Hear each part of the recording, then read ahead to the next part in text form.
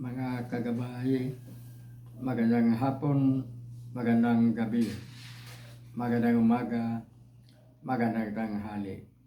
Saan man tayo naroroon, ano man ang ating mga ginagawa, o natigit sa lahat, ating iaalay ang ating mga sarili sa ating Panginoon.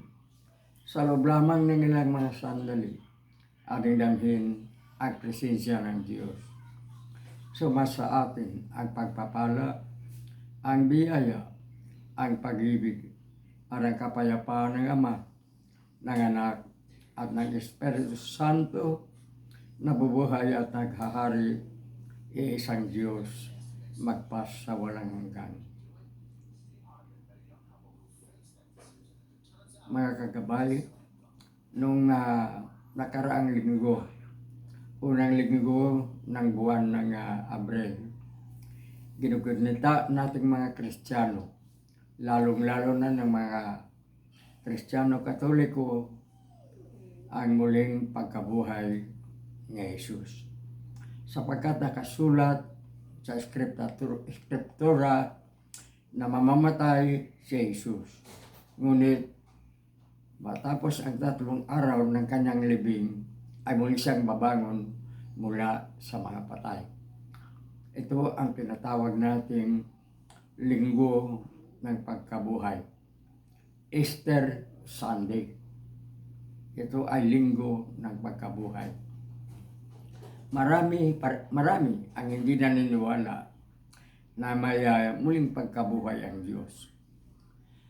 Sa puntong ito, wala tayong anumang dahilan upang makipagtalo kanino man kung tunay o piki ang kamatayan o ang muling pagkabuhay ng Panginoong Hesus.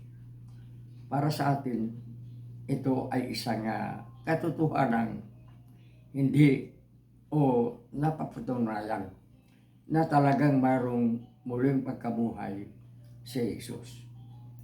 Una, si Hesus, Diyos. Pangalawa, si Jesus nagiging tunay na tao. Ang tunay na tao, mamamatay. Ang Diyos, hindi mamamatay. Sapagkat kung ang isang individual ay mamamatay, hindi siya tunay na Diyos. Isa siyang piking Diyos, katulad ng mga piking balita sa social media. Sapagkat ating nabasa sa isang research natin nung mga tayo ay nasa kabataan pa, ating nababasa na dahil sa pinagtalunan kung totoo o hindi ang muling pagkabuhay ni Jesus, nagkaroon ng isang pagpupulong. At ang pagpupulong na ito ay dinaluhan ng mga magagaling sa batas. Hindi mga mambabatas na walang alam sa batas. Hindi mga mambabatas, mga abogado sa iba't ibang bansa na nagkakaisa upang tatalakay ang masilang bagay na ito, ang muling pagkabuhay ni Jesus. At dito nga, sa pulong na ito, ang nagiging konklusyon ang katotohanan sa muling pagkabuhay ni Jesus. Balikan muna natin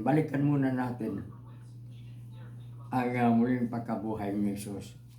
Batay sa gospel o batay sa ating nababasa sa banal na aklat, nung 3 araw mula nang inilibing si Jesus, madaling araw pa, yun ay sabihin na natin araw ng linggo. Biyernes, Sabado, Linggo. Good Friday, Black Saturday, Easter Sunday.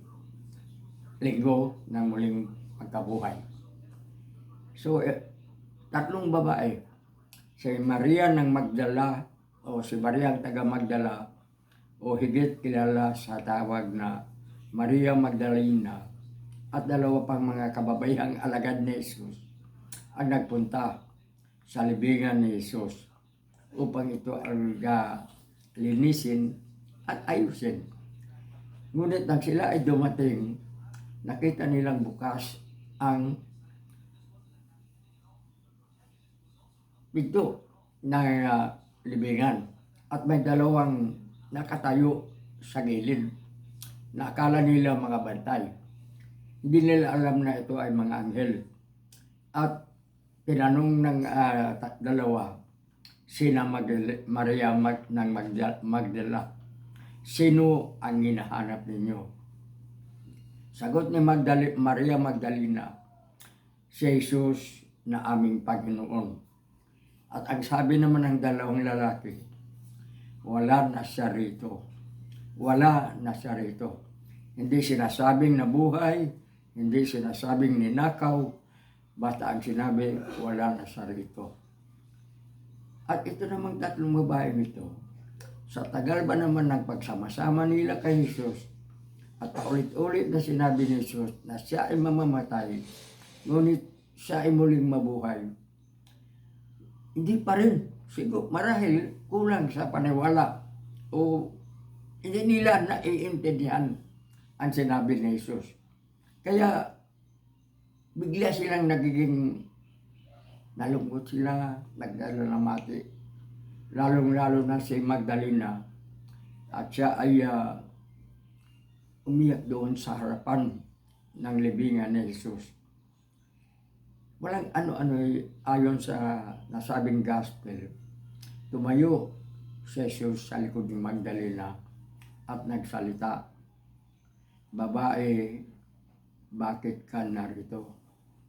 At ang sagot ni Magdalena na umiiyak, wala na siya, ninakaw ang bangkay ng aming Panginoon. Ganun, hindi naniniwala si Magdalena, nagdadalamhati. Hindi na niya iniisip ang mga sinasabi ni Jesus. Hindi na niya naalaala sa sobrang ng lungkot niya sa kamatayan, sa pagkawala ni Jesus. Ang sabi nga niya, namatay na nga, ninakaw pa. Nagsalitang muli si Jesus. At dito, parang nakita ni, naalala ni Magdalena ang boses ni Jesus. Kaya, ang tanging nasambit ni Magdalena, Panginoon, na noon ay sa salitang Griego, Rabon, Rabay, Rabon. Ang ibig sabihin, Maestro, Guro, Panginoon. Sa madaling salita, biglang sumigla si Magdalena. Tumakbo siya papunta kay na Pedro at ibinalita ang magandang balita ng muling pagkabuhay ni Jesus. Tumakbo si Pedro at si Juan. Nauna si Pedro pumasok. Nang nakita wala na si Jesus, nalungkot din. Hindi rin naniniwala na nabuhay si Jesus kundi nawala o ninakaw si Jesus. Ngunit si Juan, nang makita niya ang ayos ng mga kasuotan ni Jesus nang ito ay inilibing, maganda ang pagkaayos, naniniwala si Juan na si Jesus muling nabuhay. At ang lungkot, ang dalamati ng mga alagad ni Jesus, napalitan ng kaligayahan. Subalit hindi pa nila nakita si Jesus. Ang muling pagkabuhay na ito ay nagpapakita na tanging si Jesus lamang ang makapagbabago sa atin. Tayo ay magkaroon ng problema, magdadalamhati tayo, malulungkot tayo, nais natin magpakamatay. Ang tanging lunas ay ang ating paniniwala na si Jesus hanggang sa ngayon, buhay na buhay, hindi natin nakikita, ngunit kasama natin, binabantayan tayo, inaalagaan tayo hanggang sa ating muling pagkabuhay. Maniwala tayo at may katotohanan ang muling pagkabuhay ni Jesus.